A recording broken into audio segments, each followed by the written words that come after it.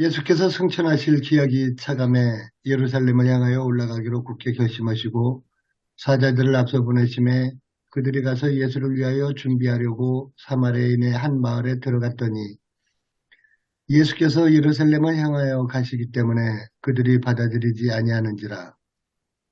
제자 야고보와 요한이 이를 보고 이르되 주여 우리가 불을 명하여 하늘로부터 내려 저들을 멸하라 하기를 원하시나이까. 예수께서 돌아보시고 꾸짖으시고 함께 다른 마을로 가시니라. 길 가실 때에 어떤 사람이 여짜오되 어디로 가시든지 나는 따르리이다. 예수께서 이르시되 여우도 굴이 있고 공중의 새도 집이 있으되 인자는 머리 둘 곳이 없도다 하시고 또 다른 사람에게 나를 따르라 하시니 그가 이르되 나로 먼저 가서 내 아버지를 장사하게 허락하옵소서. 이르시되 죽은 자들로 자기의 죽은 자들을 장사하게 하고 너는 가서 하나님의 나라를 전파하라 하시고 또 다른 사람이 이르되 주여 내가 주를 따르겠나이다마는 나로 먼저 내 가족을 작별하게 허락하소서. 예수께서 이르시되 손에 쟁기를 잡고 뒤를 돌아보는 자는 하나님의 나라에 합당하지 아니하니라 하시니라. 아멘. 제자 자의 두 가지. 주석은 최원준 목사님이 주석과 설교를 함께 다 집필하셨습니다. 자, 그러면은 누가복음의 저자와 독자 또 본문의 위치에 대해서 주석해 주셨는데 누가복음의 저자는 누가라고 알려져 있고요. 누가는 우리가 의사라고 알고 있습니다. 그래서 바울 선교의 굉장히 중요한 동역자입니다. 또 당시 의사는 이제 노예가 담당을 했기 때문에 그 노예는 그 신분이 노예였는데 노예였다가 자유인이 된 사람이 아닌가라고 추정하고 있습니다. 누가복음 형식은 데오빌라의 각하에게 보내는 거래 형식을 따고 거래 형식인데 데오빌라는 이제 하나님의 친구라는 뜻입니다. 높은 지에 있는 사람으로서 누가를 후견하고 있는 사람으로 추정되고 있습니다. 누가복음 예루살렘 그 주후 70년 이후에 그 이후에 좀 시간이 좀 흐른 후에 기록된 것으로 보이지 않겠나 보고 있습니다. 그래서 독자인 베오빌로는 팔레스타인 지역이 아니라 그 밖에 그리스 지역에 사는 일반 그리스도인으로 그렇게 보이고 있습니다.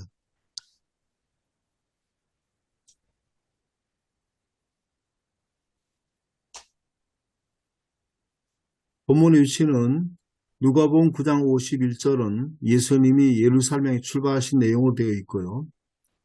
이전의 활동 무대는 갈릴리와 인근 이방인 지역이었습니다. 그래서 본문 이후에 예루살렘으로 가는 여정으로 시작돼서 19장 40절까지 계속되고 예루살렘에 이제 도착하시면서 19장 27절에서 예루살렘의 여정이 마무리되고 있습니다. 그래서 예수님은 예루살렘으로 가는 게 중요한 교훈을 주셨는데 교훈의 핵심은 인자에 온 것은 잃어버린 자 찾아 구원하려 함이니라는 말씀에 들어 있습니다. 이것은 이제 삭개오 집에 들어갔을 때 하신 말씀인데 예수님은 세리 마태를 부르실 때도 내가 의인을 부러 온 것이 아니요 죄인을 불러 회개시키러 왔노라고 말씀하셨습니다. 또 종교 지도자들이 죄인이라는 사람을 예수님은 잃어버린 자라고 그렇게 이제 말씀하셨습니다. 본문의 자세한 해석입니다. 누가복음 9장 51절에서 62절까지에는 두 가지 이야기 있는데 첫 번째는 사마리아 사람 예수님을 거부하는 것이고 이에 분노한 야고보 요한이 불을 내려서 태워버리라고 한 것이고 그 다음에 이제 57절에서 62절까지는 제자가 데려온 사람 3명이 있었는데 이 3명에 대해서 예수님 각각 이제 3명에 대해서 응대하시고 하나님 나라 전파가 시급함을 가르쳐 주셨습니다. 자, 이제 예수를 거부한 사마리안과 분노한 야고보와 요한에 관한 이야기입니다. 51절 승천은 십자가의 죽음과 부활을 전제로 한 말이고 십자가 부활 없이 승천이 없습니다. 52절과 53절의 말씀은 누가복음과 사도행전에는 다른 성경에 다른 복음서나 다른 신약의 다른 성경과 비교해서 사마리아에 관한 언급이 많다고 합니다. 그래서 선한 사마리아인의 비유, 사마리아 나병 환자 또 이야기, 빌립의 사마리 전도 이야기, 이제 누가복음에서 가장 첫 번째 시작되는 것이 바로 오늘 본문의 말씀입니다. 예수님이 예루살렘으로 올라가셨는데 이제 미리 사람을 보내셨습니다. 묵을 장소라든지 음식을 제공할 수 있는지 이를 알아보려고 미리 산을 보셨습니다.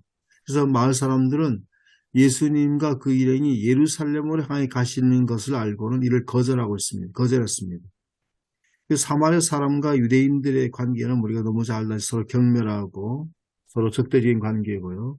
상관하지 않는 관계고 이단시했다는 것입니다. 이 사마리아는 그리심상 유대인들은 예루살렘 성전에서 제사 드린 것만 인정하고 예루살렘 성전으로 제사를 드리가는 그 예수님의 일행을 사마리아 사람 입장으로 볼 때는 이단으로 보고 이제 거부했다는 것입니다.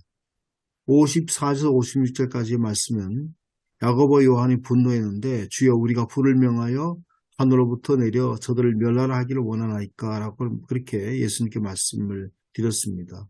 근데 이들의 태도를 보면 마치 자신들이 엘리야로 하늘에서 불을 내리게 한, 실제 엘리야가 불을 내린 건 아닌데 엘리야가 불을 엘리야가 된 것 같이 착각을 했습니다. 예수님 명하지 않아도 자신들이 명하면 하늘에서 불을 내려 사마리아인들을 멸할 수 있을 것으로 착각한 거죠. 자, 누가복음 9장 49절 50절에 요한은 12제자가 어떤 사람이 예수님의 이름으로 귀신을 내쫓았는데 이를 막았습니다. 그래서 요한과 야고보는 굉장히 배타적인 권위의식이 강했다고 볼 수 있습니다. 그래서 예수님으로 귀신을 내쫓는 것은 오직 12제자에게만 주어진 권세라고 이제 생각을 했습니다. 그러나 예수님은 귀신 내쫓는 일을 금하지 말라고 말씀하셨고 또 자신을 거부해도 그들을 저주해서는 안 된다고 가르치셨습니다. 또 예수님 제자들은 화해를 전하고 평화를 이루어야 사람이기 때문에 바로 그렇게 말씀하신 것이고 예수님은 거기에 충돌 피하시고 또 다른 마을로 가셨습니다. 그 다음에 하나님 나라를 전파하는 제자에 관한 것인데 57절, 58절에 대해서 어떤 사람이 예수님이 어디로 가시든지 따라가겠다고 했습니다. 대단한 거죠. 그러나 예수님은 인자가 머리 둘 것이 없다 그렇게 말씀하시고 정해진 안식처가 없다고 하셨습니다. 예수님은 하나님 나라를 위해서 안식처, 나사렛에 있는 집을 떠나셨습니다. 그리고 계속해서 사마리아 사람이 거부하고 고향 사람들도 거부하고 심지어는 죽이려고 하고 가족들이 예수님이 또 미쳤다고 잡으러 오기까지 하는 등 정말 그 어떤 보장된 것이 없었죠. 그러나 이제 이것을 이제 말씀하실 것이고 예수님의 제자가 되는 것은 뭘 말씀하시는 건가? 아무것도 그에게 보장받을 수 있는 것이 없고 오직 십자가를 지고 따르는 것이라고 해서 말씀하신 것입니다. 그 다음에 돌아가신 부모를 장사하는 것 59절 60까지 말씀인데 부모 공경을 실천하는 것은 어디든지 중요한 덕목이죠. 그 죽은 자들로 죽은 자들을 장사하게 하라고 하신 것은 제자는 하나님 나라를 우선해야 되는 것을 말씀하신 것이고 죽은 자는 영적으로 죽은 자이고 예수를 통해서 하나님 나라를 받지 않는 그런 자라 볼 수 있다는 것입니다. 그 장례를 치르는 일은 죽은 자의 세계에 속한 일이기 때문에 그들에게 맡기고 살아있는 자, 또 제자는 생명을 살리는 일, 하나님 나라를 전파하는 일에 몰두하라고 말씀으로 하신 것으로 이제 해석하고 있습니다. 61절, 62절까지 말씀은 이제 가족들과 작별 인사를 하고 오겠다고 하는 사람에게는 손에 쟁기를 잡고 뒤를 돌아보는 자 한날 합당치 않다. 그렇게 말씀하셨습니다. 그래서 농부는 서로 쟁기질할 때 앞만 보고 가야 됩니다. 옆이나 뒤를 돌아보면 밭가랑을 제대로 만들 수 없죠. 밭가랑이 삐뚤빼뚤해지게 되고요. 그 다음에 석회암 지대인 이스라엘 땅에서는 걸려 넘을 수도 있고요. 또 하나는 이제 소가 가는데 뒤를 돌아보면 소가 당기잖아요. 당기면은 결국은 뒤를 돌아보다 소가 당기다가 이제 넘어지게 된 거죠. 그럴 수도 있다는 겁니다. 제자들은 쟁기를 잡은 농부가 같다고 말씀하시고 뒤를 돌아봐서 안 된다고 말씀하시면서 예수님이 혈육의 정을 무시한 것은 아니셨는데 혈육의 정도 중요하지만 하나님 나라를 전하는 것에 집중하라고 이렇게 말씀을 하셨습니다. 그래서 설교 구성을 위한 제언이 있습니다. 그래서 본문의 주제를 예수님 제자가 되기 위한 되기 위해서 갖춰야 할 두 가지를 보고 제자의 자격 두 가지라고 제목을 붙일 수 있겠다고 이렇게 제안하고 있습니다. 첫 번째는 제자는 거절당해도 인내할 줄 알아야 된다. 야곱 요한처럼 거절당했다고 불같이 화를 내며 저주하라는 교만은 마땅히 질책받아야 된다라는 말씀을 했습니다. 그 다음에 예수님 제자는 거찰 것도 없이 다니며 거절당한 등의 고생과 고난을 각오해야 된다. 그 다음에 두 번째는 제자는 한나를 전파하는 일에 집중해야 된다고 말하고 있고 아버지 장사한 일, 가족과 작별한 일이 소중하지 않다는 것은 아닙니다. 그러나 예수님이 이 세상에 계실 날이 얼마 남지 않은 상태였습니다. 그렇기 때문에 예수님과 함께 하나님 나라를 전파하는 날도 그리 많이 남지 않았기 때문에 예수님도 상당히 어떻게 보면 굉장히 어떤 어, 조급하셨다고 하는 것 좀 뭐하고 좀 이제 그런 어떤 기간들을 의식하신 것이죠. 무엇이 더 중요한 것을 판단해야 된다는 것을 말씀했습니다. 그 다음에 설교도 이제 같이 이제 쓰셨는데 제자가 되는 것은 영광스러운 일이지만 어려웠다. 본인도 신대원 제대학교를 지나갈 때 부모님이 반대를 염려했는데 부모님은 실망하셨지만 그러나 그대로 받아주셨다는 것입니다. 그래서 첫 번째 예수님 제자는 거절당한 일을 잘 견뎌야 된다. 거절당한 것들을 얘기했습니다. 그 다음에 어떤 사람이 예수를 따르고자 하자 예수님은 제자가 된다는 십자가를 지고 지금까지 따른 각오에 대한 말씀하셨는데 우리가 이제 예수를 따르는 것은 편안하고 안락한 것을 구하지 않고 헌신한 것이다.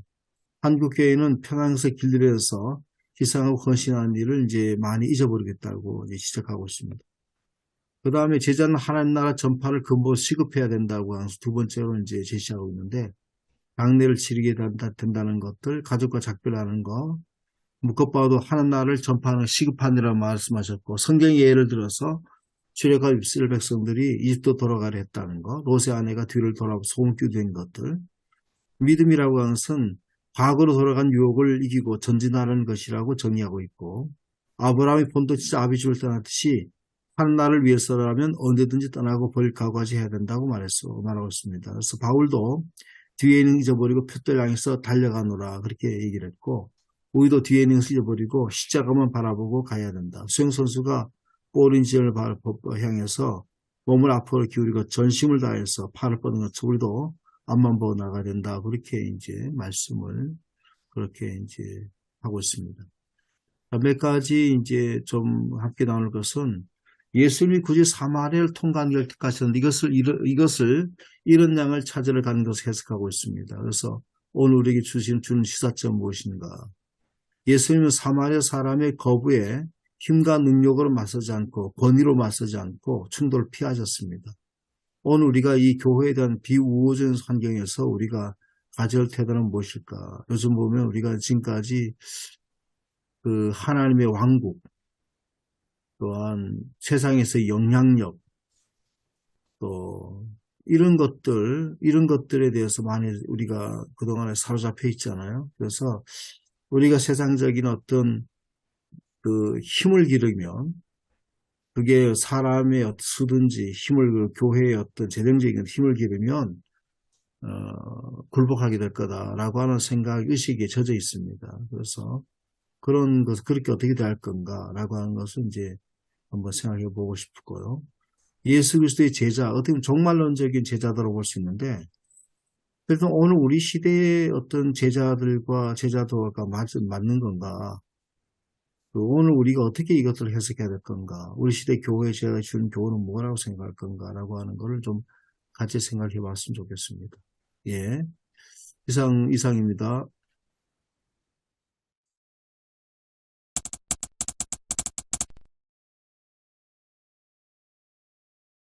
왜 예수님이 굳이 사마리아 길을 통과하셨을까?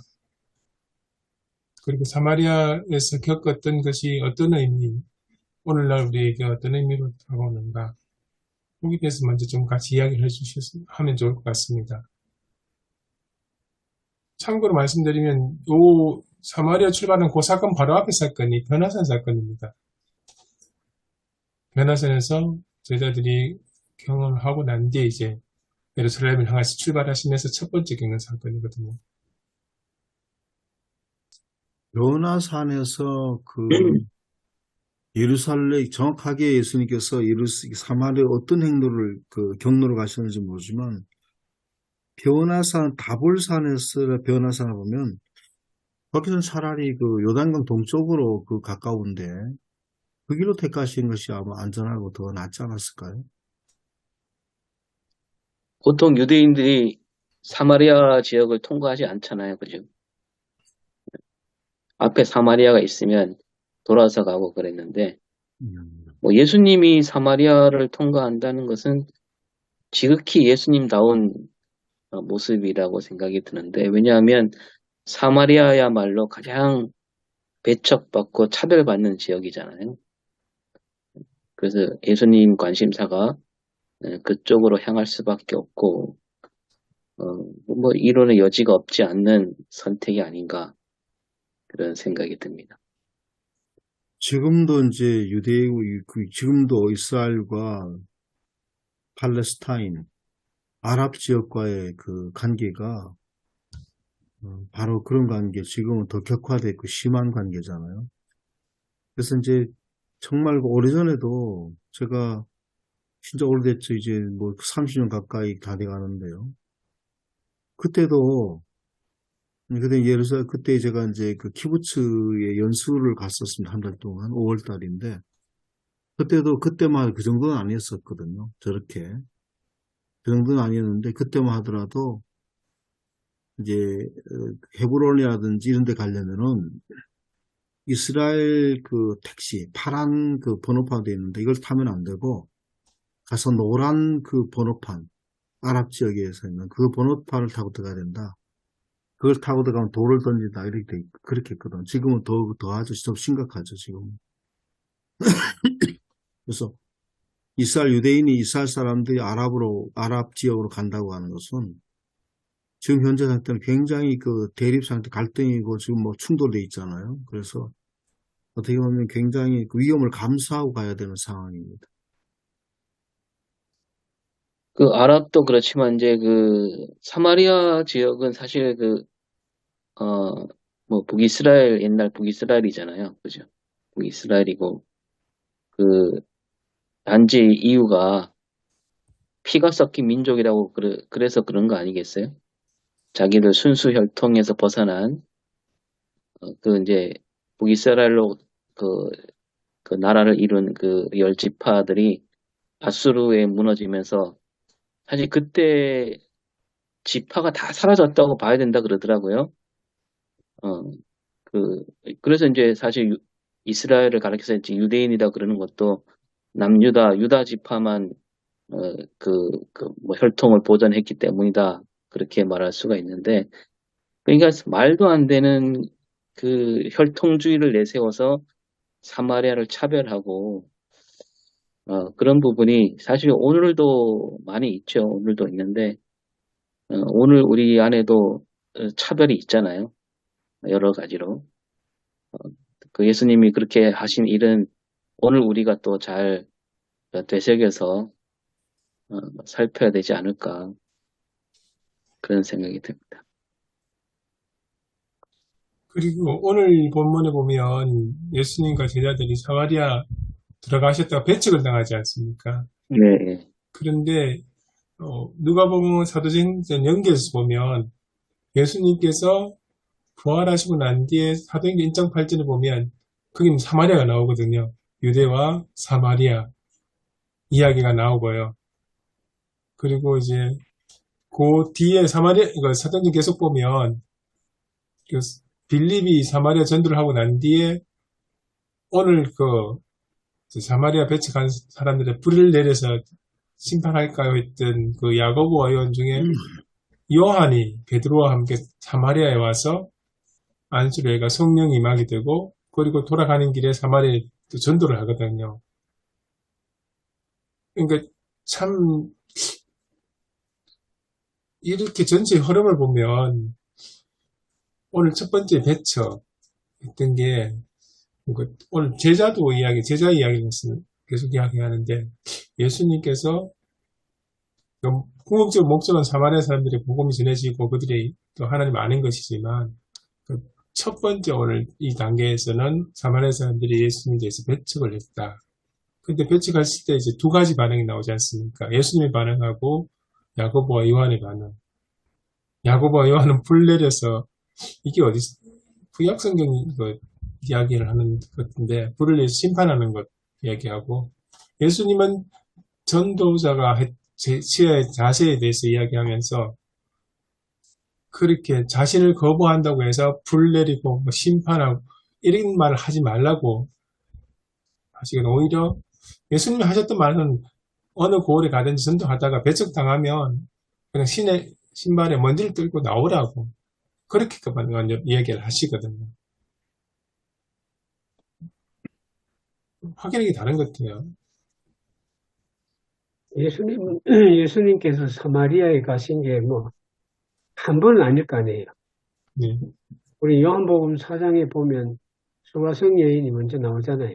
네, 사마리아 와서. 그리고 이번에 그 사마리아 가신 거는, 누가복음의 기록을 보면 마지막 방문이라고 해도 이게 과언이 아니거든요. 예수님께서 마지막으로 지금 예루살렘에 올라가시고 그 길에 사마리아를 들렸는데 예수님께서 그 당신의 그 십자가 죽음을 앞두고 사마리아를 피하겠나, 예, 복음 전파의 그 절박성, 예, 이전에도 가셨는데 또 가시지 않겠냐. 당연히 가셨을 것이다. 그 배척당한다 그래가지고 마지막 십자가 지로 올라가시는 분이 거기에 뭐 불을 내리라 그러시겠나. 그리고 전체적인 누가복음에서의 이 위치를 보면 예수님의 사마리아 성 방문은 마지막이다. 네, 그런 시각에서 좀 보면 오히려 가야 되지 않냐 그런 생각이 듭니다. 그 누가가 쓰는 그 시점을 보면 좀 소외되고 가난한 사람들에 대한 이방인 또 이런 사람들에 대한 그런 그 마음이 있잖아요. 거기에 마음을 쓰고 있다고 봤을 때 저는 그 사마리아 사람들이 배척을 했다는 게 그 사람들이 가진 어떤 그 완고함이나 뭐 악함 이 초점이 아니라 그들이 수십 년, 수백 년 그렇게 배척을 당해왔고 정말 사람 취급 못 받았잖아요. 어떻게 보면 그 약자죠, 약자. 약자들인데 그들이 궁지에 몰려 있기 때문에 사람을 믿을 수가 없고 특히 유대인들, 예수님도 유대인이고 또 제자들 다 유대인이고 그들을 받아들이기가 쉽지 않지 않았을까. 누가는 사실 그런 말을 저는 하고 있지 않을까 하는 생각이 들어요. 어쩔 수 없이 그들은 경계해야 되고 자기를 방어해야 되고 이런 마음을 이런 그 눈으로 보고 있지 않을까 생각이 들고 오늘 우리 사회도 저는 그 낙인 찍어갖고 왜 사람들 차별하는 게 많잖아요. 지금 많이 뭐 줄어들었다고 하지만 우리가 뭐 쉽게 말해서 지역 감정이라고 얘기하지만 사실 우리나라는 지역 감정이 아니라 지역 차별이죠. 한쪽을 아예 딱 소외시켜놓고 그쪽을 그냥 차별하는 그런 문화가 우리나라 전반적으로 다 퍼져 있고 아직도 그렇게 돼 있고 거기다가 빨갱이라는 뭐 빨갱이라고 뒤집어 씌워서 또 배척하고 이번에도 또 뭐 반국가 세력이라고 해갖고 또 이렇게 딱지를 붙이고 그렇게 말하니까 지지율이 더 올라가요. 저는 그거 보면서 정말 절망했습니다. 어떻게 저렇게 말하는데 지지율이 올라가느냐. 저 나라가 이게 지금 망하는 거 아닌가 이런 생각이 듭니다. 반국가 세력이라면 그것도 대통령이 그렇게 말했다면 그것은 그냥 어떤 상징이나 비유가 아니잖아요. 직시를 한 거고 바로 얘기한 건데 그게 사실이라면 그런 사람들은 다 잡아넣어야죠. 네? 다 잡아놓고 대한민국 불순 세력으로 아예 활동을 못하게 만들어야 되는 거 아니겠어요? 근데 그런 말을 너무 쉽게 하는 게 오늘 우리 사회도 좀 비슷한 거, 이스라엘과 좀 비슷한 그런 낙인 찍기를 해갖고 사람들을 갈라치게 하는 거 이건 정말 그 교회가 가장 먼저 나서서 그래서는 안 된다고 소리쳐야 되는 부분이 아닌가 그런 생각이 듭니다. 사실 북한도 마찬가지죠. 북한도 지금 궁지에 몰려 있는 거잖아요. 경제가 완전히 무너졌고 사실 그 핵무기 핵무기를 어떻게 보면 만들 수밖에 없는 핵무기 빼면 사실 북한이 핵무기를 빼면 상대가 안 되잖아요, 우리랑. 아마 미군이 빠져도 우리가 이길걸요? 핵무기가 아니면. 전쟁이 나면 사실은, 어, 북한은 그냥 완전히 그냥 하루아침에 그, 패, 패하는 나라가 되고, 그러면 마지막 수단으로 핵무기를 쓸 수밖에 없고, 그러면 뭐, 미국에서는 얼씨구 좋다가 자기들도 핵무기 써갖고 북한 박살내고, 이렇게 되는 수순이 아니겠어요? 그러면 그걸로 일본 경제는 살아나고, 지금 그런 수순으로 가고 있지 않은가. 저는 몹시 정말, 어, 우라가 치밀고 진짜 분통이 터지네요. 좀 바꿔서 사마리아 사람과 유대 사람들이 그렇게 굉장히 관계가 나빠진 것이 정치적인 어떤 이유가 있었다고 보거든요. 그래서 제가 찾아보니까 기원전 113년에 유대 지역의 하스몬 왕조죠. 이제 그들이 그 포로에서 귀환해서 이제 다시 이제 왕조가 이제 세워지고, 그때 이제 요한 힐카누스가 사마리아를 침공하게 되는데, 이 그리심사에 있는 성전을 파괴해 버립니다. 그 다음에 사마리아 지역을 황폐하게 만들고 사마리아 지역은 유대인의 지배를 받게 만들었거든요.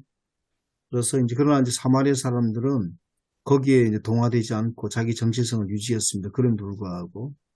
그 때문에 이제 갈릴리에 있는 유대인들이 유대 지역으로 가려면은 사마리아를 통과하게 되면 충돌이 있었다고 합니다. 늘 이제 그런 어떤 관계, 아주 굉장히 그냥 인간적인, 정치적인 어떤 그런 관계 속이기 때문에 굉장히 감정이 단순하지는 않다고 봅니다. 저는 조금 관점을 다르게 봐서, 오늘 그 제자라는 것에 관점에 맞춰가지고 보면, 제자들이 그리스도의 복음을 전할 때 배척받을 수 있는 상황이 많이 있다. 그런 관점을 조금 염두에 뒀으면 싶기도 합니다. 오늘 그 순서가 베나산에서 그 놀라운 경험을 하고 난 뒤에 예루살렘으로 올라가는 첫 번째가 바로 배척받는다는 이야기거든요. 사마리아에 갔다가 말씀하셨던 정치적 이유, 민족 감정 이런 거 얽혀가지고 복음은 제대로 전하지 못하고 배척받게 되는 거예요. 이게 이제 예수님도 비슷한 걸 겪으셨거든요. 물론 지금도 예수님 같이 하시지만 세례 받으시고 난 뒤에 누가 보면 예수님께서 그러니까 고향에 가셔가지고 배척당한 이야기가 첫 번째거든요. 그래서 복음 전도자들, 그리스도인들, 이웃에게나 복음을 전하면서 갈 때 항상 배척받을 수 있다.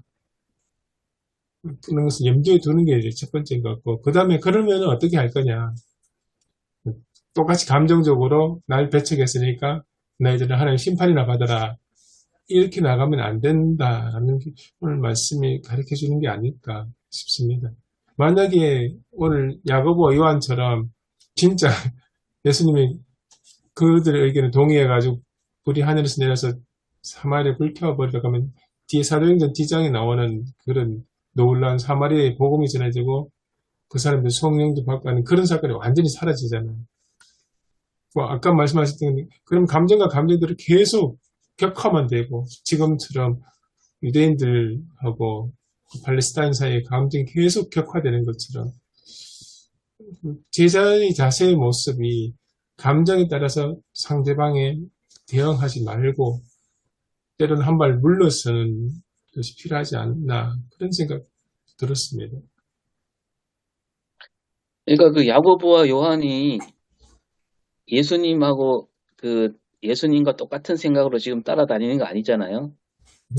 그들은 이제 어떤 더 강력한 국가를 만드는 그런 꿈을 갖고 지금 따르고 있는데, 아까 천 목사님 배경 설명하셨지만, 그런 강력한 국가가 되려면 저런 사마리아 사람 같은 경우는 우리의 걸림돌이 된다.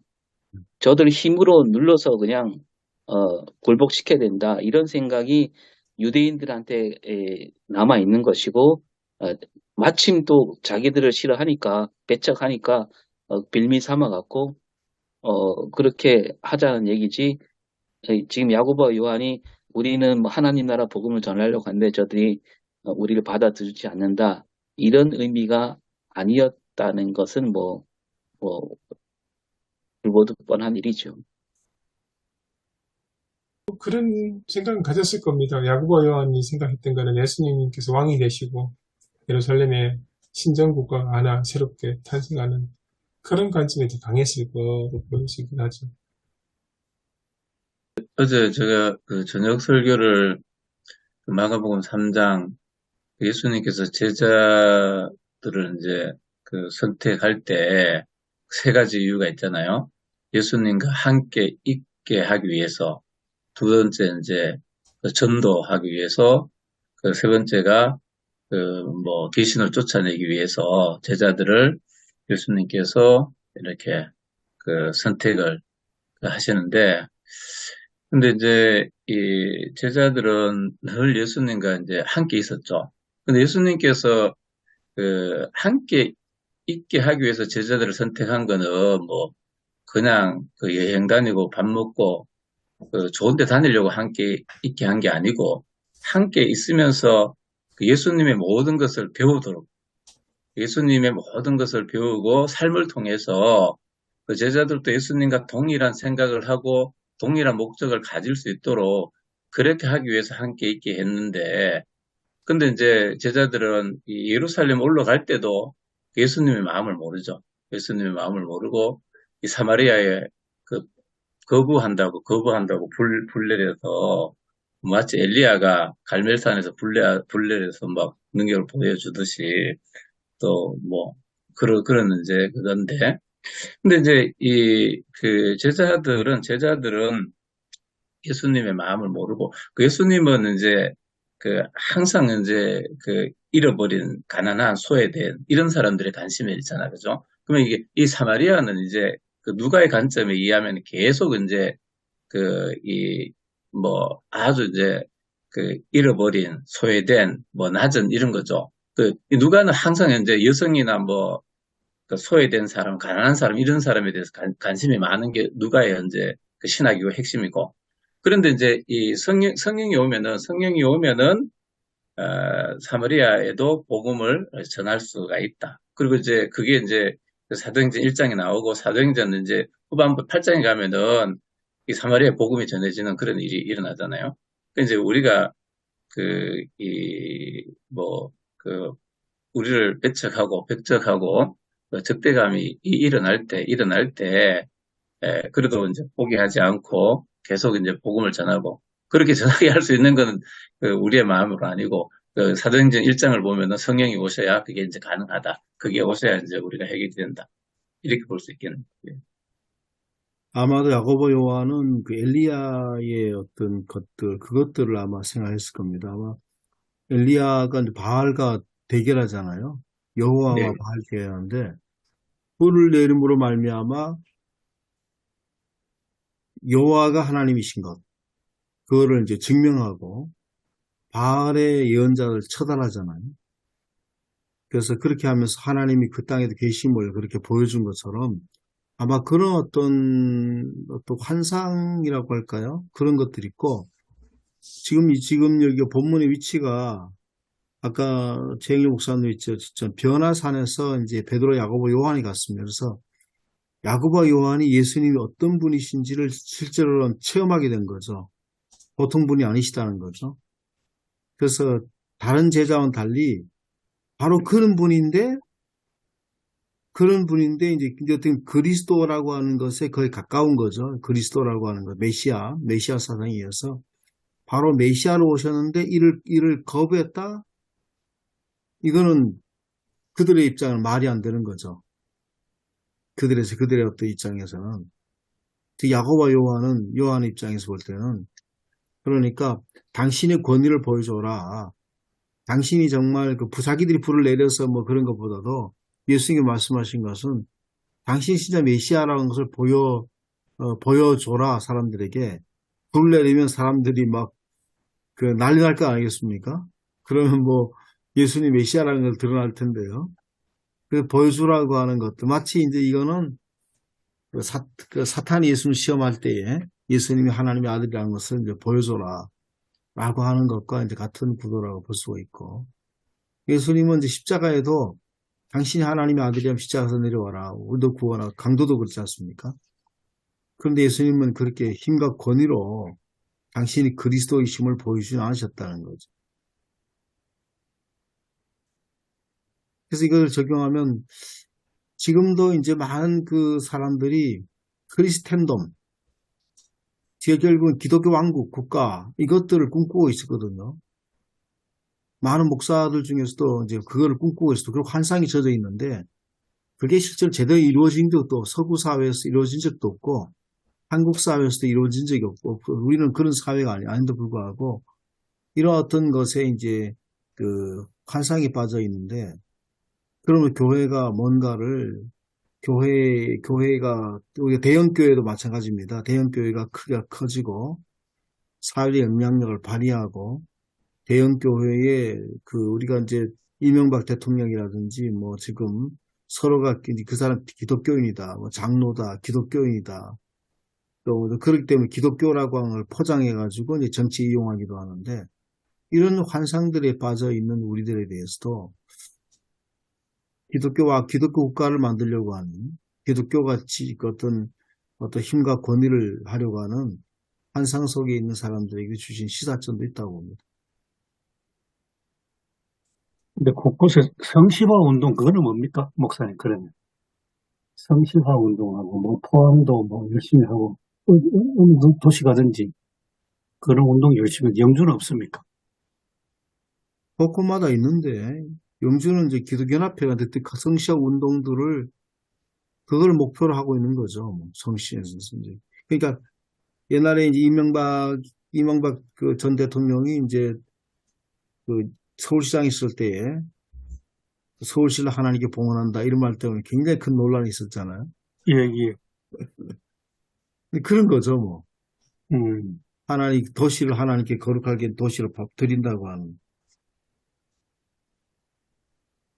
그건 결국, 그럼 뭐, 말씀하신 크리스텐덤하고 똑같다고. 네, 그 맞습니다. 예, 그 속에 있거든요. 성시화 운동의 시작의 그 이념 중 하나는, 종교개혁자들이 칼빈부터 그랬죠. 자기가 살고 있는 도시를 직접 통치했잖아요. 하나님 말씀으로 세상을 변화시킨다.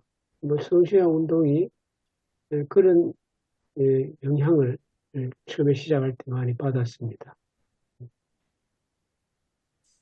그 당시에는 이제 종교가 아직까지 이제 종교개혁 시대는 종교가 세상의 정치를 지배했잖아요.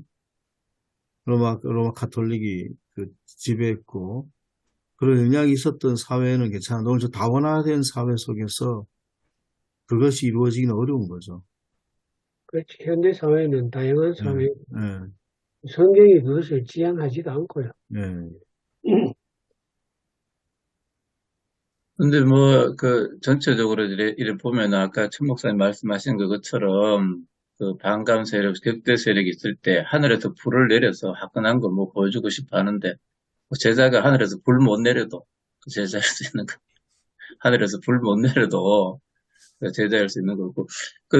노아가 방주 만들 때 120년을 만들었는데 한 사람도 방주 안으로 못 들어가 있어. 120년을 배를 만드는데 한 사람도 방주 안으로 안 들어오는 뭐 그런 이제 그거 있고. 예수님의 제자들은 다 이제 뭐 큰 능력자들이 아니죠. 우리 예수님도 이 땅에 오셨는데 십자가 지셨는데 사람들은 뭐 그런 거 없이 뭐 다 하려고 하니까 참 오늘 제자가 뭔지 생각해보는 그런 계기가 됩니다. 제가 이제 질문을 주셨지만 지금 상당히 이게 기독교에 더 비우호적인 그런 어떤 분위기잖아요. 한국 사회에서. 비우호적이고, 또 옛날에 식당에 가서도 뭐 기도하고 그래서 기도할 때 그냥 떳떳하게 기도하고 막 그거를 자랑스럽게 기도하고 그러는데, 요즘은 식당에서 같이 가도 기도하기가 눈치 보이고 그냥 알아서 기도하고 뭐 이런 어떤 거거든요. 그래서 이런 비우호적인 환경 속에서 우리가 어떻게 그러니까 그 돼야 될 건가라고 하는 것도 이제 좀 예수님 충돌 피하셨거든요. 그래서 우리가 어떻게 될 건가라고 하는 것도 좀 이제 단지 교회가 뭔가를 보여주고 뭐 그런 것이라기보다도 어떻게 될 건가라고 하는 것도 이제 같이 생각해 보면 좋을 것 같네요. 저는 이 본문을 처음 대하면서 제자의 자격 두 가지 이래가지고 너무 생소하고 본문 내용하고는 좀 거리가 먼 게 아니냐 그런 생각을 했습니다. 그래서 나름대로 제 생각에는 이건 제자의 자격이라기보다는 이미 제자 된 사람이 사명 수행에서 어떻게 태도를 가져야 할까. 그게 오히려 핵심이 아니겠나. 그걸 이제 포괄적으로 말하면 제자도라는 말이 있었습니다만 제자도에 의한 도에 관한 말이 아니냐. 그럴 때 그 본문의 내용이 오히려 더 분명하게 드러날 수 있겠다. 제자의 자격 그러니까 크고 좀 동떨어지다 그런 생각이 들더라고요. 네, 저도 강 목사님 생각에 전적으로 동감하는데, 물론 이제 그 집필을 할 때 어떤 의도는 알겠지만, 이제 말을 쓸 때 자격이라 해놓으니까 꼭 예수님이 무슨 자격 심사를 해갖고 제자를 받아들인다 이런 느낌인데, 본문은 그게 아니잖아요. 제자가 됐으면 어떤 마음가짐으로, 어떤 몸가짐으로 살아야 되는가, 그거지 자격심을 치는 그런 건 아닌 것 같아요. 천 목사님 말씀하셨던 오늘 교회 환경 자체가 사회 전반적으로 교회에 대한 부정적이고 굉장히 비판적인 분위기 강하지 않습니까? 이걸 비춰보고 오늘 말씀은 또 같이 보면 거부하고 받아들이지 않는다고 해서 힘으로 감정적으로 대응하는 것이 바람직하지 않다는 그런 많이 생각하게 됩니다. 엘리야의 그 이야기 보면 갈매산 이야기도 있지만 아합인가요? 누가 그 군사를 보내지 않습니까? 엘리야를 잡아오기 위해서. 그때 이제 그 왔던 그 대장이 엘리야를 가지고 하나님의 사람이라고 호칭하면서 이제 왕에게 같이 모시고 가겠다고 하니까 그 엘리야가 내가 진짜 하나님의 사람이라면 불이 내려서 당신들 살을 것이라 했더니 진짜 불이 내려서 불살라버리잖아요.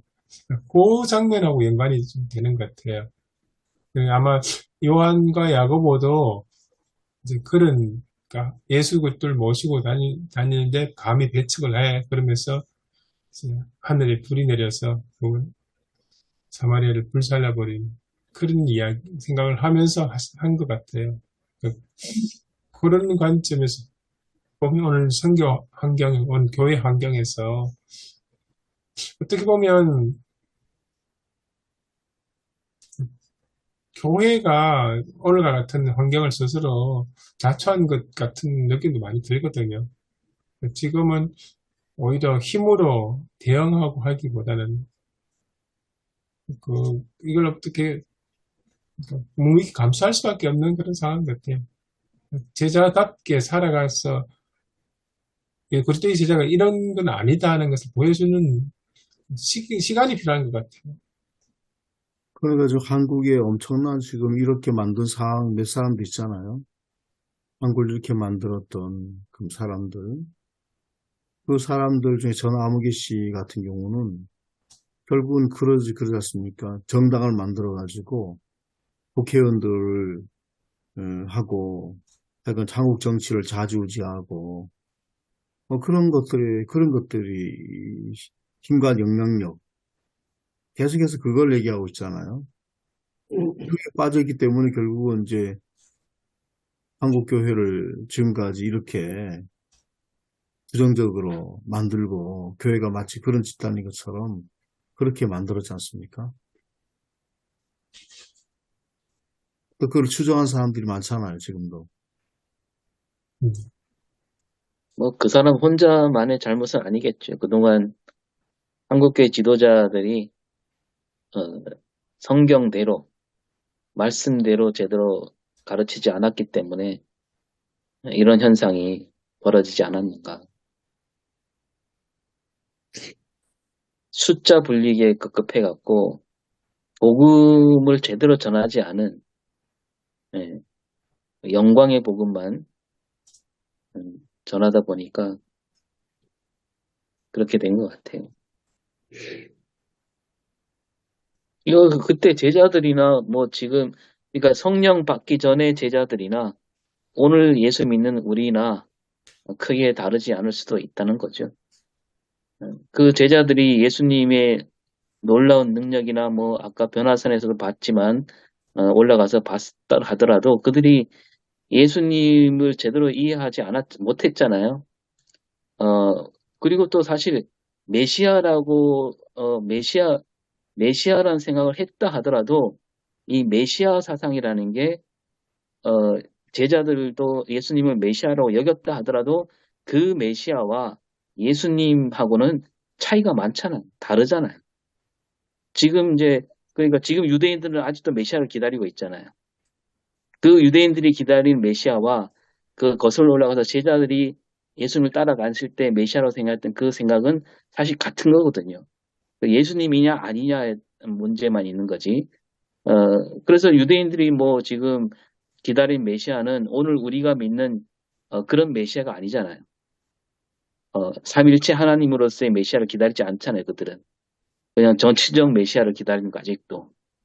네. 근데 그게 이제 오늘 우리에게 와서는 욕망의 메시아죠. 내 욕망을 들어주고 내 꿈을 이루어주는 메시아. 그렇게 바라고 예수님을 따라다니고 있으니까 교회가 뭐 이게 제대로 서 있기가 힘들지 않을까.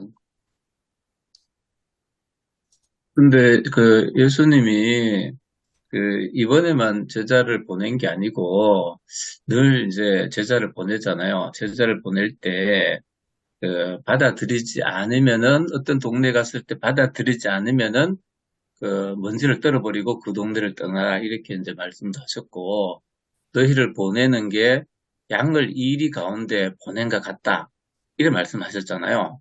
그러면 이제 이 제자들은 언제나 환영받고 또 그 사람들로부터 뭐 칭찬을 받고 그러지 않을 수 있다는 거죠. 그럴 수 있지 않은 환경 속에서 그래도 이제 복음을 전해야 된다. 뭐 그런 관점도 중요하지 않을까. 우리가 늘 이제 뭐 복음 전하면 잘 되는 것만 생각하는데 그러지 않을 수도 있다. 그게 이제 그 사마리아에서 나타나는 거고, 뭐 그렇게 이제 또 사람들이 받아들이지 않을 뿐만 아니고 배척하고 그 비우호적인 환경 속에서도 또 제자들은 어떻게 살아갈 것인가 그런 거에 대해서도 또 뭐 생각을 해야 되는 뭐 그런 좀 부분인 것 같습니다.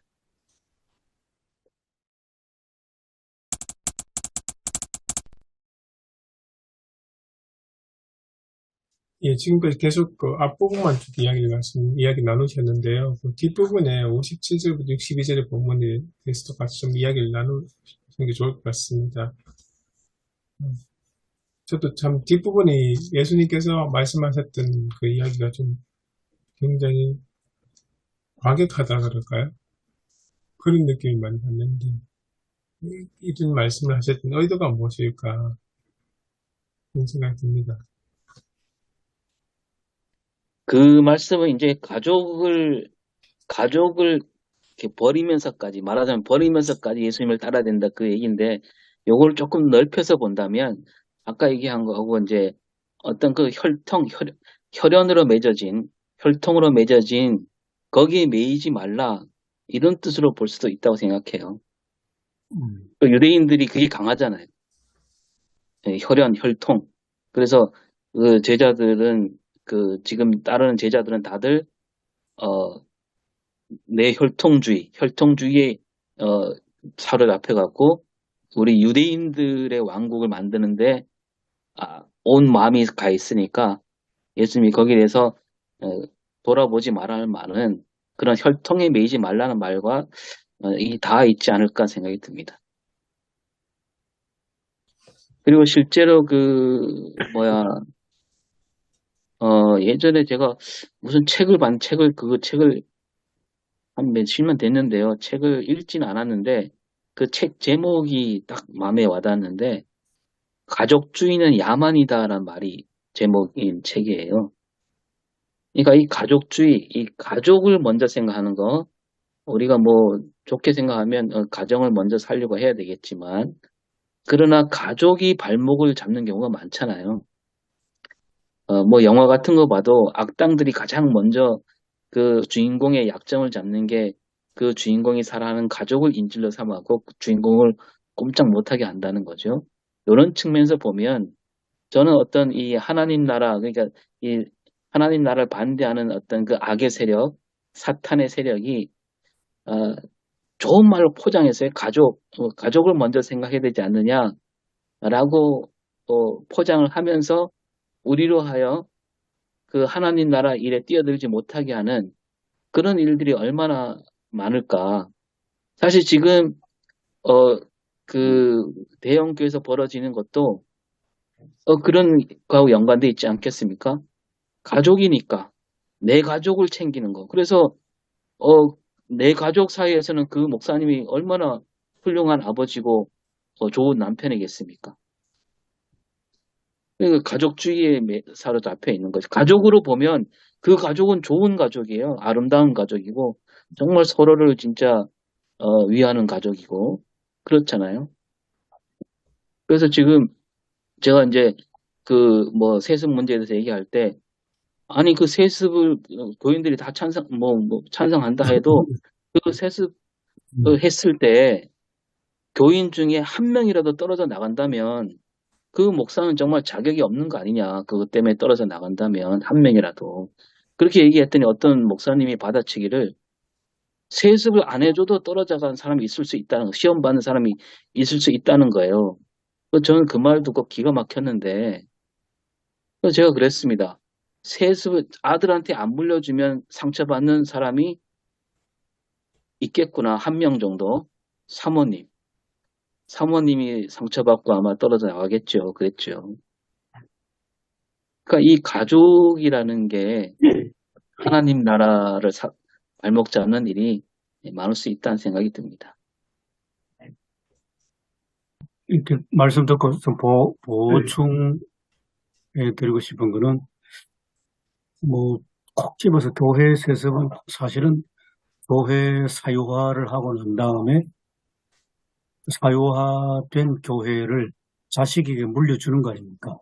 네. 그러면 그거는 상당히 재산의 세습인데, 그런데 성직은 하나님이 맡겨주신 소명에 따라서 감당하는 건데, 그러면 부모에게 주신 그 직분을 자식에게도 이어받게 할까요? 하는 거죠. 그 다음에 소박하게 신앙 가족 안에서도 신앙은 세습이 안 되잖아요. 자기와 하나님의 어떤 철저한 실존적 관계 속에서 출발하는 건데, 가르칠 수는 있지만은, 가르칠 수 있지만은 그 신앙이 엄밀하게 보면 세습 아니잖아요. 하나님의 주권 속에서 이루어지는 건데,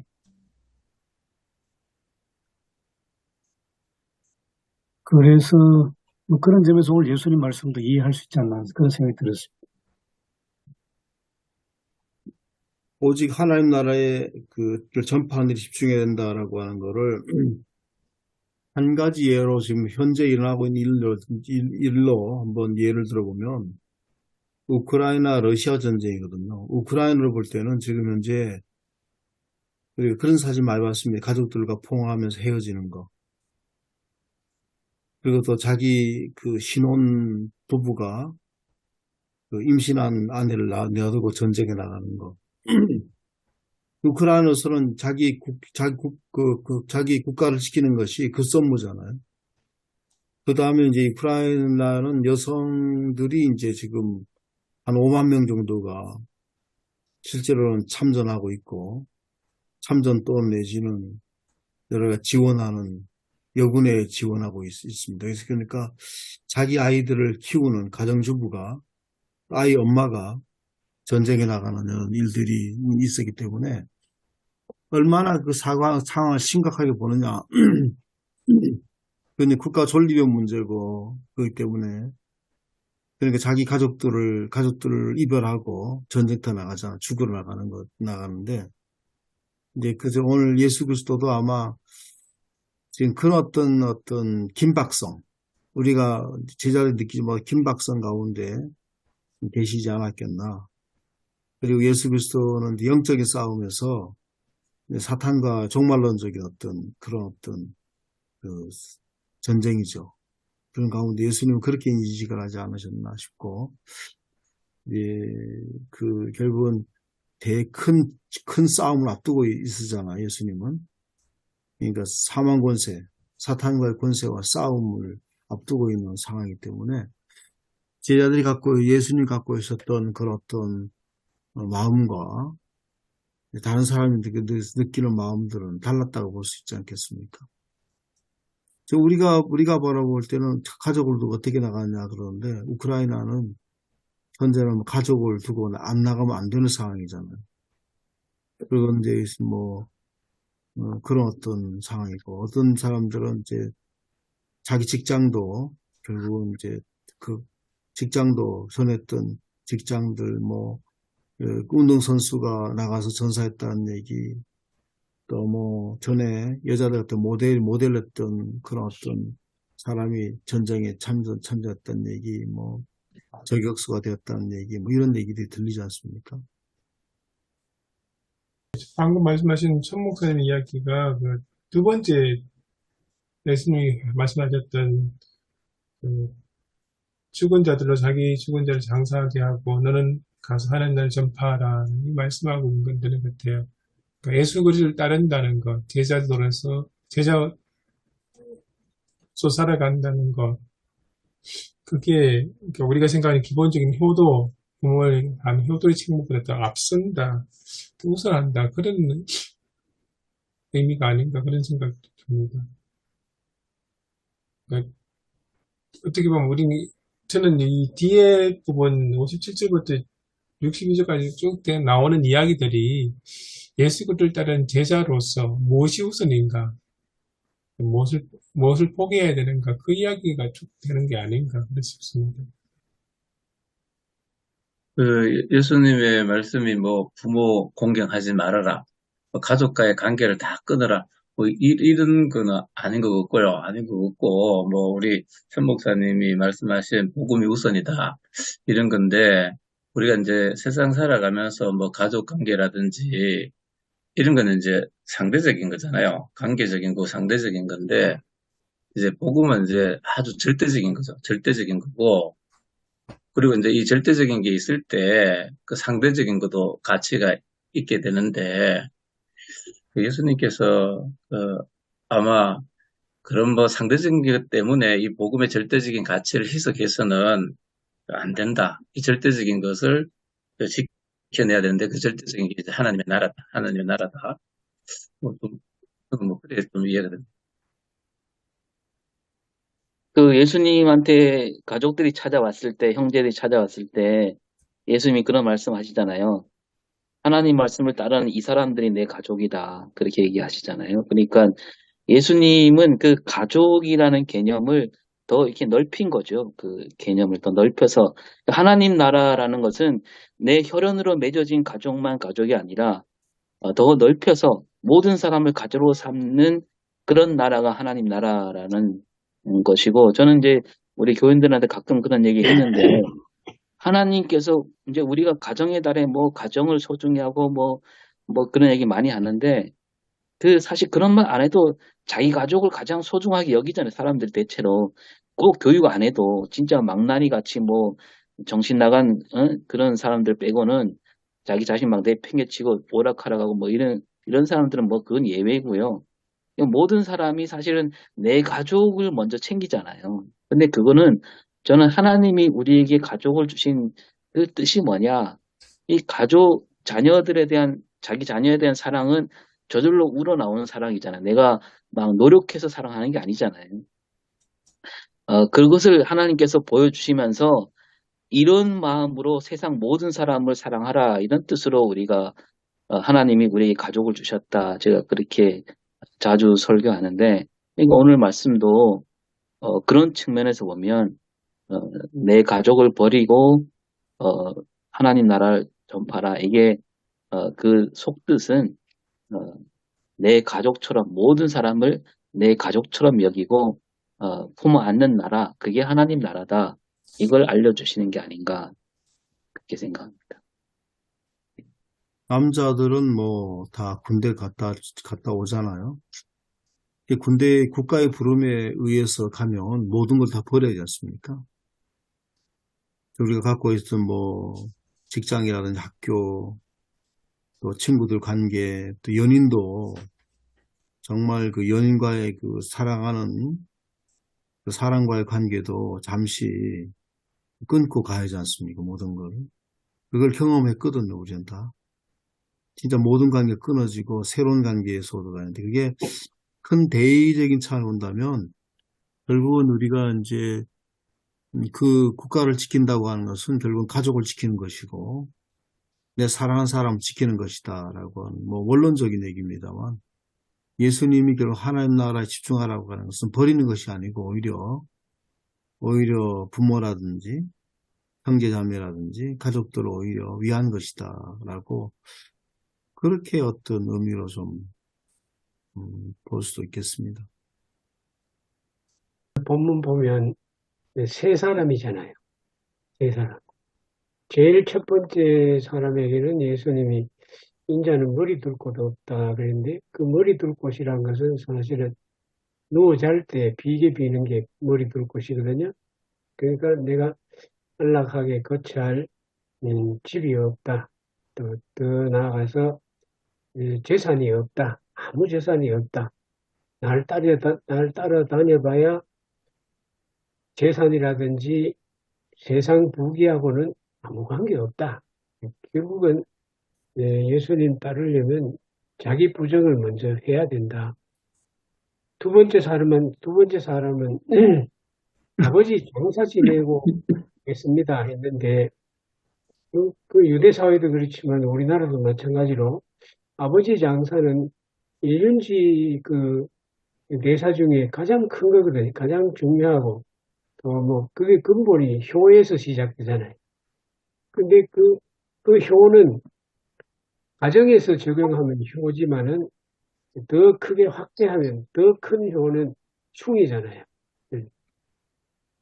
아까 천 목사님 뭐 가정을 지키던 남편이나 아내나 여자들이 이 우크라이나에서 총을 잡았다 하는 것은 더 큰 의를 이루는 거거든요. 사실은 국가가 없으면 가정이 존립할 수도 없고 내가 살 수도 없잖아요. 그러니까 예수님 말씀 하나님 나라를 전하라는 것은 가정 부정이 아니고 더 큰 의를 그렇게 해서 오히려 자기 가정도 자기도 살리는 그런 더 큰 길을 제시해 주셨다. 세 번째 사람한테는 작별하고 인사하고 오게 해주세요. 이건 사소한 일이잖아요. 사소한 일을 두고 그 뒤돌아서는 것은 목표가 큰데 작은 일에 얽매여서 뒤돌아보거나 하면 그르칠 수 있죠. 마라톤 하는 사람이 자꾸 뒤돌아보면 어떻게 되겠어요?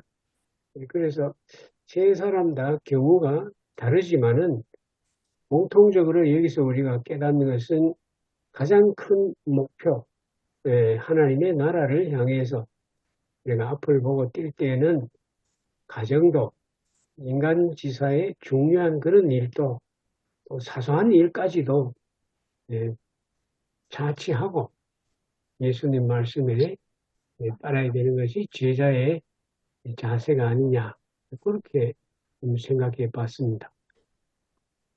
그리고 이제 세 사람의 모습에 왜 예수님을 따르려고 했는지는 정확하게 나와 있지 않은데 아마 그들도 뭐 제자들이 바라고 있었던 것과 바라고 있었던 그런 것과 다르지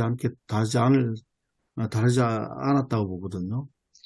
예수님이 주위에 사람들이 몰려들고 군중들이 몰려들고 환호받고 그러니까 아마 이제 자기들도 좀 예수님 제자들처럼 그렇게 따라가고 싶지 않았겠나. 제자들이 세상의 영광, 그리스도의 왕국을 꿈꿨듯이 그런 것 되지 않겠나 싶고, 그래서 보면 예수님은 그런 것이 아니고 순수하게 예수를 따라라. 뭐 그런 어떤 의미로 봅니다. 그래서 전에 한번 말씀드린 것 그렇지만 그 저기 경남 산청에 민들레 공동체가 있습니다.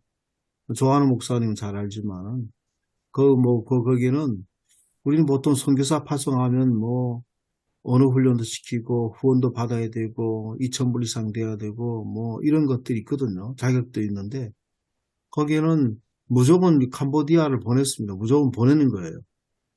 무조건 보냈는데 한국 사람 그러면 다 부자인 줄 알고 한국 사람들이 와가지고 일하기를 원한다는 거예요. 사람들이, 사역자들이. 근데 이제 그 보통 한국 선교사들이 다 돈으로 하잖아요. 사람들이 돈 주고 뭐 또 그게 몇십만 원 주면 뭐 한 달치 월급 되니까.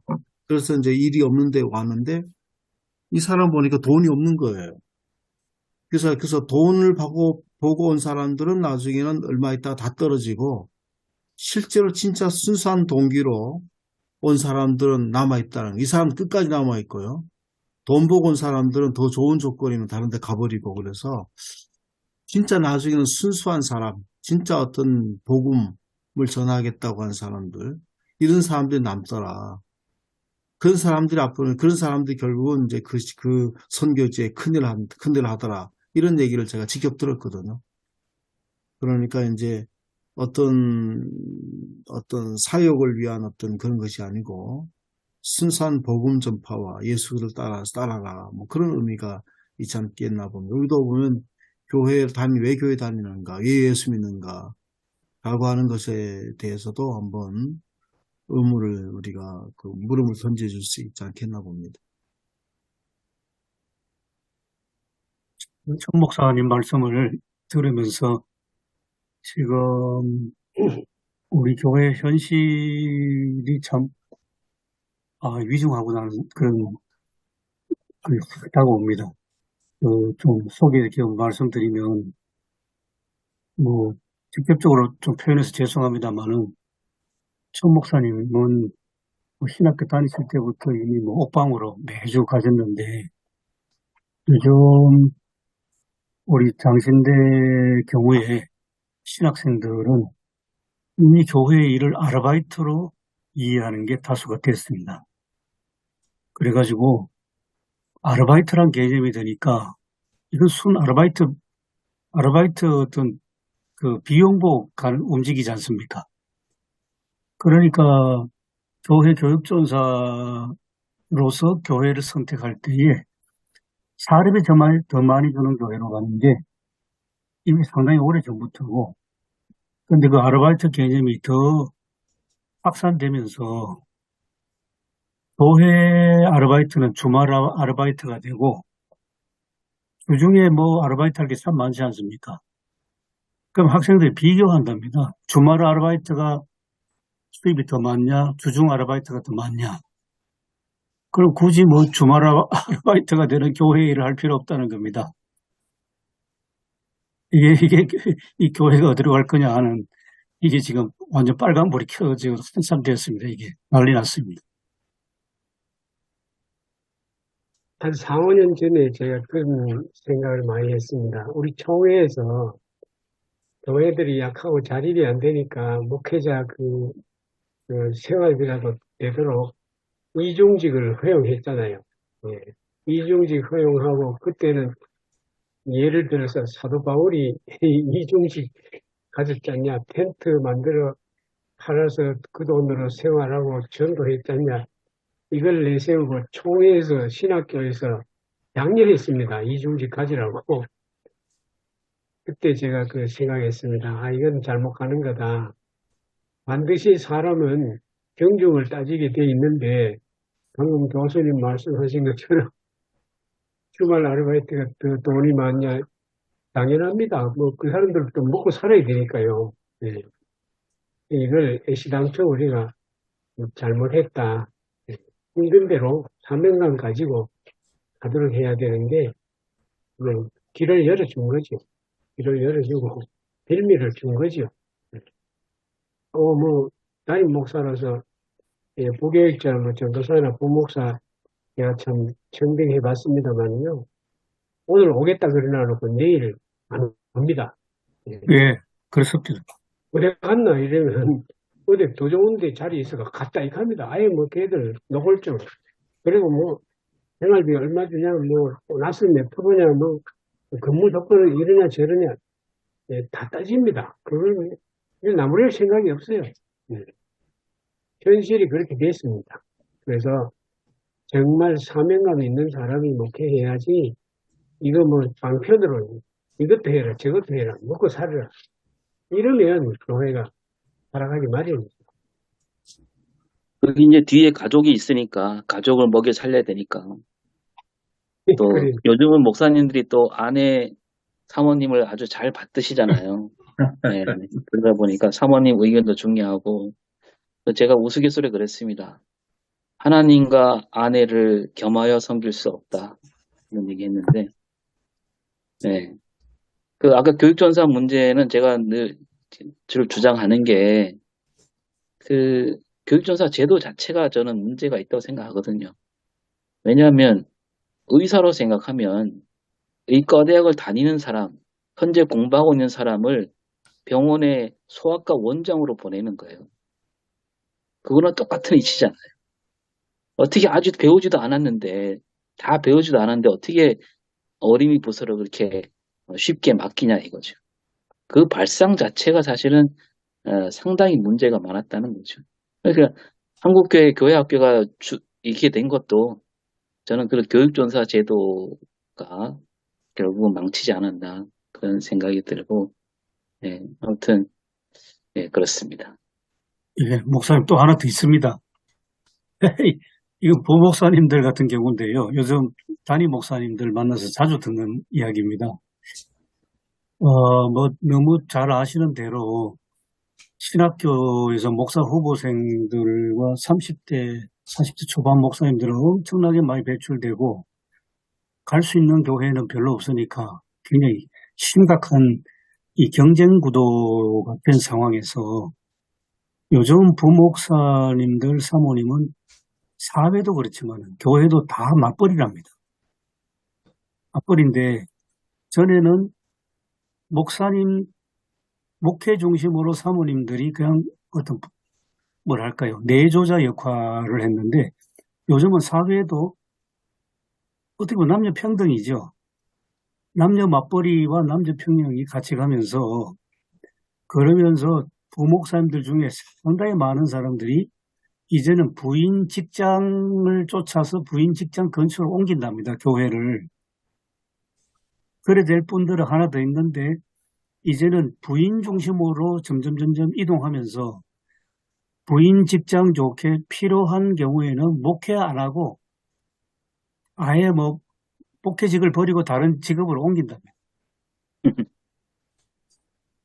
이게 지금 다른 지역은 모르겠습니다. 서울은 아주 흔하게 됐습니다. 이게. 우리 옛날에 싹군이란 말은 완전히 그 단어 자체가 지금 새로 생각해요. 근데 아까 우리 천 목사님이 그 우크라이나 전쟁을 그 예를 들면서 그 나라를 구하기 위해서 그 이별을 하고 그 가족을 뒤로 하고 전쟁터에 참여를 한다. 그런데 이제 그 전쟁보다 더 중요한 게 생명을 살리는 일이고 전쟁이 안 일어나도록 하는 거고 전쟁이 일어나도 화해를 할 수 있도록 그래 하는데 치유할 수 있도록 그래 하는 게 이게 이제 복음이잖아요. 복음. 그런 거를 정말 그 우리가 생명을 살리고 그 평화를 전하고 화해를 만드는 이런 일들을 우리가 한다, 내가 한다 이렇게 생각하면은 이게 이제 그 사명이 안 생길래야 안 생길 수가 없는 거죠. 내가 그 속에 들어가 있으면은. 근데 이제 그런 걸 한 번도 맛을 못 보고 그런 걸 알지를 못해. 하나님 나라를 알지를 못하니까 이게 그냥 뭐, 그런 거고, 뭐, 그렇죠. 참, 그렇네. 오늘, 오늘 말씀을 참, 어, 보면서 참 좀 많은 생각을 합니다. 예. 예, 제자도가 참 중요하면서도 또 심각하게 됐습니다. 예.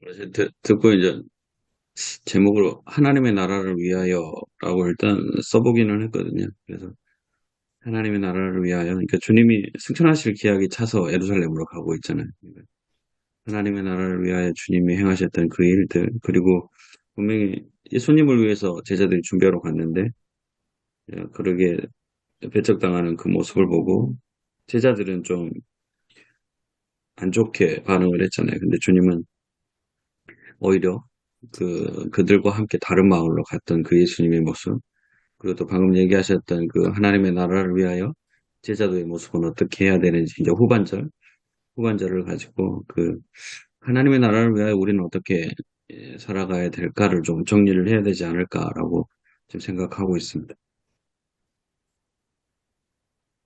저는 어제 저녁에 제자의 조건이라고 설교를 해서 그 이번 주에는 이런 제자가 됩시다. 이렇게 해서 한번 설교를 해야 되겠네요. 예수님을 따른다는 제자가 된다는 것은 박수받거나 환영받지를 못한다는 거죠. 그래서 배척받을 수도 있고 그렇게 할 수 있다. 그것도 우리가 각오해야 된다라고 하는 결단을 좀 새롭게 하는 어떤 그런 메시지가 되면 좋겠습니다. 저는 좀 더 생각을 더 해봐야 되겠습니다. 뭐 제자도에 대해서는 설교 많이 했고 뭐 새로울 게 없기도 하고 그래서 좀 더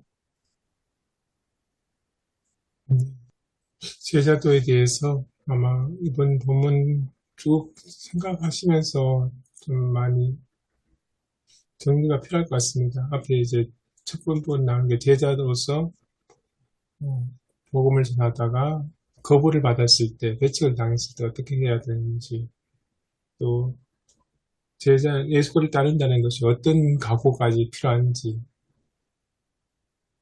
그리고 제자로서 무엇을 더 우선순위에 넣어야 될지, 무엇을 가장 앞서 놓아야 될지, 그리고 예수를 따르면서 사소한 어떤 일조차도 때로는 과감하게 꺼내야 되는 그런 모습들. 제자도 중심, 제자로서 삶, 자세, 이런 관점에서 쭉 묵상하시며 말씀 전하시면 좋을 것 같다는 생각이 들었습니다.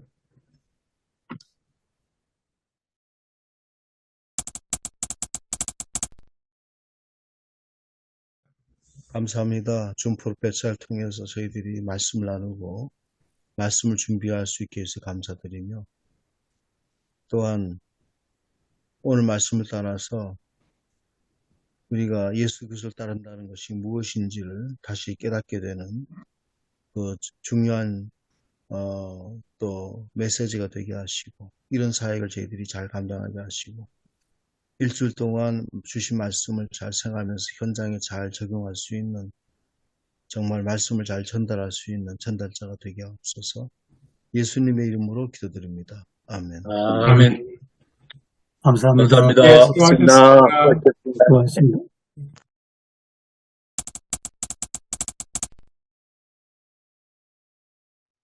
저는 제목을 하늘에서 온 사람이라고 했는데 아무튼 뭐 그러니까 하나님 백성으로 삼으신 사람은 하늘에 속한 사람들이다 이런 의미로 제목을 지었는데 조금 이렇게 잘못 짓지 않았나 생각이 들고 하늘에서 온 사람들은 능력이 있는데 어떤 능력이냐면 다른 사람들을 섬기고 돌보고 그런 능력, 또 나에게 있는 것은 다 하나님께 돌릴 줄 아는 능력, 뭐 이런 식으로 말씀을 전했습니다. 저는 첫 번에 이제 우리 영주 지역에 폭우가 내렸거든요. 영주 봉화 지역에서 피해가 많습니다. 그죠? 이 보도 보셨지만은 또 휩싸게 된 그 아기가 그렇게 이제 산사태로 인해서 그 희생되는 어떤 일도 있었고요. 또 뭐 크게 저희들적에는 그렇게 그 피해가 없어서 크게 밭이 뭐 이렇게 토사가 내려왔다든지 뭐 이런 피해들이 많은데 제 아이도 이제 봉화군에서 근무하는데 그 명호 쪽이나 이쪽이 피해가 많더라 그래 얘기를 하더라고요. 어제 근무하러 나갔는데 그런 이제 그 얘기 조금 했었고요. 그래서 그 얘기를 이제 안전한 곳은 없다 그렇게 하면서 이제 실질적으로 연결될 수 있도록 하나님께 달려있다고 하는 걸 얘기하고 그 다음 말씀의 주안점은 이제 뒤에 있는 세 가지 적용을 위한 주안점을 중심으로 말씀을 좀 얘기를 했고 그 다음에 이제 제목은 나는 너희 하나님 여호와이다라고 하는 성경 제목 그대로 갖고 왔습니다. 그리고 오늘 우리 맥주 감사주의를 어떻게 지켜야 될 건가라고 하는 건 있는데 정신이 중요하다. 그래서 비록 우리가 보리밭도 많이 없고 밀도 없지만 또 우리가 주식도 아니기 때문에 그렇지만 이걸 정신 어떻게 살려야 될 건가라고 하는 거는 하나님께로부터 우리 모든 거 왔다고 하는 기억하자. 그 다음 두 번째는 이제 우리가 주석처럼 이렇게 지금까지도 함께 하셨다면 앞으로도 남은 기간 동안 반년 동안 남은 기간도 함께 하실 것이다 라고 말씀하고 세 번째 적용은 하나님 주신 것을 이웃과 자연과 함께 나누어 즐거워야 된다라고 하는 걸 이제 말씀했습니다. 그래서 예를 들어 성경에서 보아스 얘기를 조금 했고요. 그래서 감사로 우리 모두가 풍성해지는 어떤 백주 감사절로 지켜야 되겠다. 그렇게 이제 말씀을 전했습니다. 예, 저는 뭐 설교 제목을 맥추절을 지키는 이유, 뭐 그렇게 정했고, 대체로 성서 전가하고 큰 틀에서 비슷하게 그렇게 이제 했습니다. 전 저번 주 제목 그때 얘기했던 것처럼 하늘을 바라보는 절기로 했거든요. 근데 비가 계속 내리더라고요. 하늘을 바라볼 수 없어가지고. 그래서 시작을 그렇게 했습니다. 그러니까 월요일날 제목을 정하고 하늘을 바라보며 살라 그랬는데 못 살았다. 그렇게 시작하면서 주중에 이제 주말에 이제 해가 쨍쨍 나가지고 근데 또 주말에 해가 쨍쨍 너무 나가지고 하늘을 볼 수 없을 정도로 눈이 부셨다. 그래가지고 그렇게 얘기하면서 그래도 하늘은 계속 있었다. 그러면서 반년 동안 우리와 함께 하셨던 그 하나님을 다시 기억해야 되는 절기가 아닌가 생각하고 그러면서 레위기에서 23장에 절기 얘기를 계속 하잖아요. 그래서 절기 계속 설명하고 또 제사가 여러 가지가 나와가지고 대표적인 제사 그리고 제사에 드리는 방법을 구분해서 좀 설명하고 이렇게 절교하고 제사를 드리는 이유가 우리가 하나님의 백성이라는 거 언제나 하나님의 백성처럼 하나님의 자녀처럼 살아가야 되는데 반년 동안 맥주 감사주일이 그 의미 아니겠느냐.